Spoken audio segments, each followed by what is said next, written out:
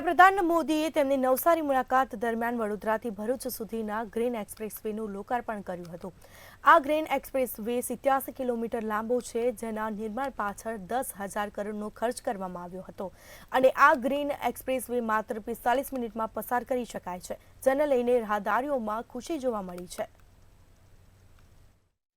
Road પર આપ પહેલી વાર મુસાફરી કરી, કેવો અનુભવ થયો અને શું કહેશો સરકારને? આમાં શું છે, એકદમ અદ્ભુત અનુભવ થયો અને સરકારે એટલું જબરદસ્ત કામ કર્યું છે કે અમેરિકા, કેનેડા અને યુરોપ લેવલનું ઇન્ફ્રાસ્ટ્રક્ચર એવા રોડ ક્રિએટ કર્યા છે, જેને કારણે આપણી મુસાફરી સરળ થઈ ગઈ છે અને એક સિટીમાંથી બીજા સિટીની અંદર સામાન પહોંચાડવાનું ઇઝી થઈ ગયો છે, જેને કારણે ઇન્ડસ્ટ્રીઓ બધી ધગધગતી થઈ જશે અને દિલ્હીથી બોમ્બે 12 થી 14 કલાકમાં આવી શકાશે આ રોડથી। એનું જે અમે ભરૂચથી આમાં એન્ટર થયા હતા અને અત્યારે બરોડા બહાર નીકળી રહ્યા છે, જે અમે નોર્મલ આપણા જે એક્સપ્રેસ આપણે નોર્મલ હાઈવે છે એના પર જઈએ તો 2 થી 2.5 કલાકનો ટાઈમ લે છે, એની જગ્યાએ 45 મિનિટમાં અમે ત્યાંથી અહીંયા પહોંચી ગયા છે। એટલે પબ્લિક માટે બહુ સરસ એક સુવિધા છે।